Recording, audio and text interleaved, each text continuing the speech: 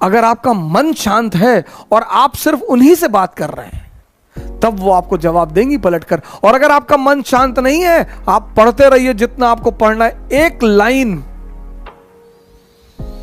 कई बार मेरे पास स्टूडेंट आए, एनसीईआरटी को 4 बार पढ़ के रंग चुके हैं, नीले रंग से, पीले रंग से, लाल रंग से रंग चुके हैं, लेकिन पता कुछ भी नहीं। लेकिन हमारी जो शिक्षा पद्धति थी, कहानी कहानी। विक्रमादित्य जाते हैं, बरगद के पेड़ पर एक लाश को उतारते हैं, अपने कंधे पे रखते हैं,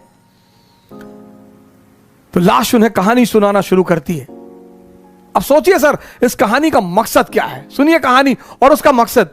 लाश उन्हें कहानी सुनाना शुरू करती है कि एक आचार्य थे, उनकी बड़ी खूबसूरत सी बेटी थी। आचार्य के 3 शिष्य थे। अब देखिए क्या तरीका था पढ़ाने का, संदेश देने का। ये पश्चिम के लोग कहते तुम लोगों ने सिर्फ कहानियां लिखी, उन कहानियों में बाबूजी ऐसी ऐसी बातें लिख दी है ना कि समझ जाओगे तो जिंदगी बदल जाएगी। इतने अमीर हो, इतना समृद्धि, भौतिक समृद्धि पा चुके हो, लेकिन ध्यान करने भारत ही आते हो। बाबा रामदेव जी को मैं बड़ा प्रणाम करता हूं, बड़ी मैं उनकी इज्जत करता हूं, और जब भी मैं उन्हें देखता हूं इंग्लैंड में, अमेरिका में बैठे हुए अंग्रेज, और उनको वो कपालभाति करा रहे, तो मुझे इतनी हंसी आती कि जय हो बाबा की। बाबा सांस बेच रहा है, तुम तो कपड़ा बेचने आए थे, तुम तो कुछ भी बेचने आए थे, बाबा सांस बेच रहा है, प्रोडक्ट दिखाई ही नहीं पड़ता। बाबा हमारा बहुत बड़ा बिजनेसमैन है, सांस कोई कमोडिटी ही नहीं है, बेच रहा है। और हम हिंदुस्तानी, हम उनका मजाक उड़ाते हैं। आप उनसे असहमत हैं, वो एक अलग बात है। हो सकता है आप उनकी राजनीतिक विचारधारा से असहमत हो, बहुत अच्छी बात है सर।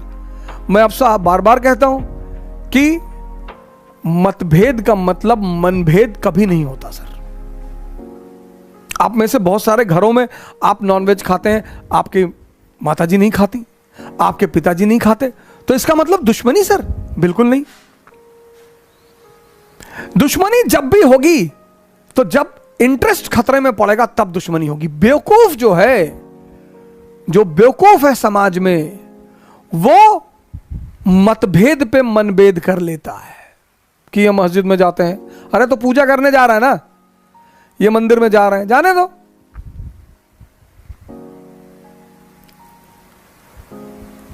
तो लाश ने विक्रमादित्य को कहानी सुनानी शुरू की कि एक गांव में एक आचार्य जी रहते थे, उनकी बड़ी खूबसूरत बेटी थी और उनके 3 शिष्य थे, और तीनों उस लड़की को बहुत प्यार करते थे, और तीनों बड़े योग्य थे।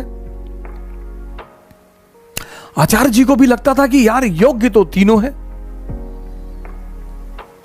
लड़की को भी लगता था कि योग्य तो तीनों है, तो शादी किससे करूं? बाप और बेटी दोनों बड़े कंफ्यूज थे कि विवाह किससे किया जाए।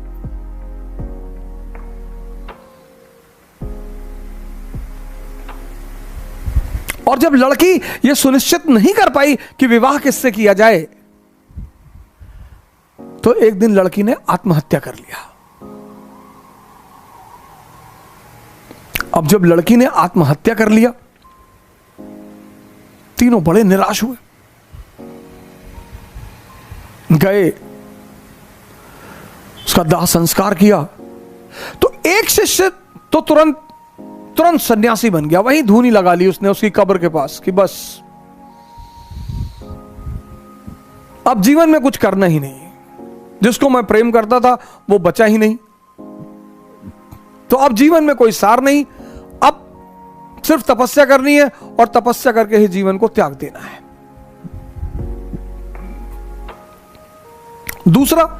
दूसरा फकीर बन गया,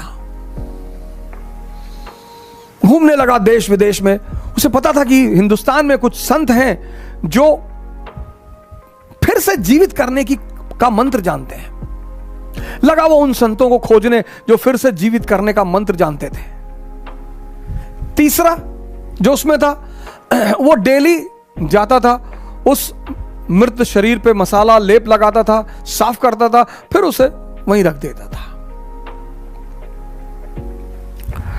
अब ये सिलसिला कुछ वर्षों तक चला, 2-4 वर्षों तक चला। तो वो जो घूम रहा था चारों तरफ, फकीर बन गया था, मंत्र की तलाश कर रहा था, पुनर्जीवन देने के मंत्र का जो तलाश कर रहा था, उसे एक दिन कुछ महात्मा लोग मिल गए, वो उस मंत्र को जानते थे।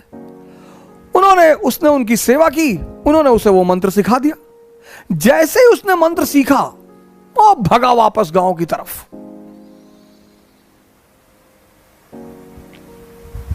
और वापस आकर उसने उस युवती को फिर से जिंदा कर दिया।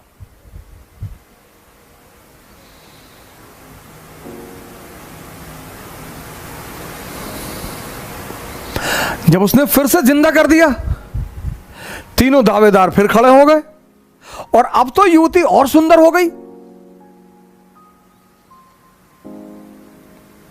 तब उस वेताल ने विक्रम से पूछा कि विक्रम बता कि अब लड़की को किससे विवाह करना चाहिए। अगर तेरे मन में उत्तर आ रहा है और तू जवाब नहीं देगा तो तेरे सर के टुकड़े टुकड़े हो जाएंगे, और अगर तूने जवाब दिया तो मैं तुझे छोड़कर चला जाऊंगा।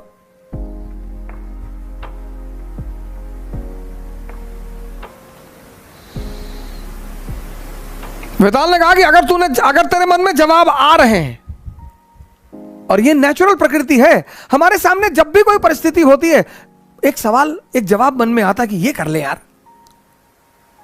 नेचुरल प्रकृति है, नेचुरल जवाब आना ही है।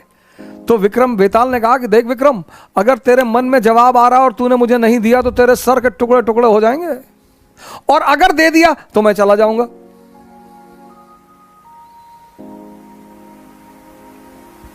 योग्य आदमी, भाई योग्य हो अयोग्य हो, मन में परिस्थिति में अगर परिस्थिति बन रही है तो जवाब आएगा।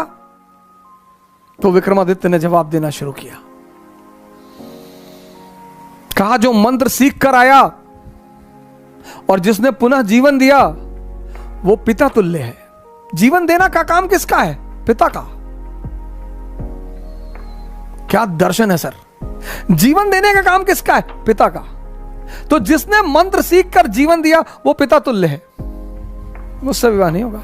जिसने उस शरीर की सेवा की 4 साल तक, वो पुत्र का धर्म है। सेवा करना पुत्र का धर्म है, वो भी बाहर हो गया। जिसने अपनी ही जिंदगी दांव पे लगा दी, यही प्रेम की कसौटी है, विवाह उससे होना चाहिए।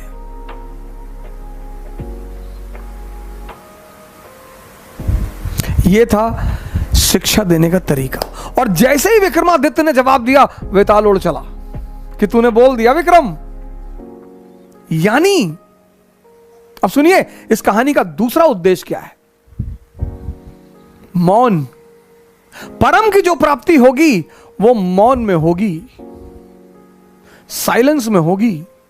इसीलिए हिंदुस्तान में एक वर्ड है मुनि।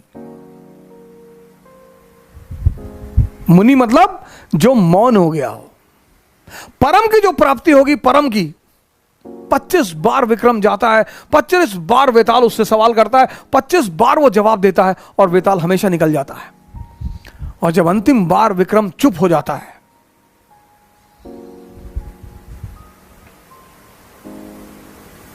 यह थी भारत की शिक्षा पद्धति। मैंने कहा ना, अगर आप पीछे पलटकर देखें भारत के इतिहास को, तो कभी कभी आपको लगा कि यार इतने महान लोग कैसे पैदा हो। तब तो यार ये कोठारी इंटरनेशनल नहीं था, तब तो रेयान इंटरनेशनल नहीं था। गांवों में जो स्कूल खुलते हैं, मैं गोरखपुर जा रहा था गोंडा से, तो रास्ते में एक कस्बा पड़ा, तो वहां पे स्कूल का नाम मैंने पढ़ा, वास्को डिगामा इंटरनेशनल स्कूल। गांव में सर, मतलब नाम का मतलब यह है कि हम अंग्रेज हैं, हम तुम्हारे बच्चों को अंग्रेज बनाएंगे। अंग्रेजी सीखना बुरी बात नहीं है सर, किसी भी भाषा को सीखना बुरी बात नहीं है, लेकिन अपनी संस्कृति को समझे बिना अगर हमारी देश की 95% जनता ध्यान और योग कर रही होती ना सर, कोरोना कुछ नहीं कर पाता। लेकिन हमने तो मजाक उड़ाया सर।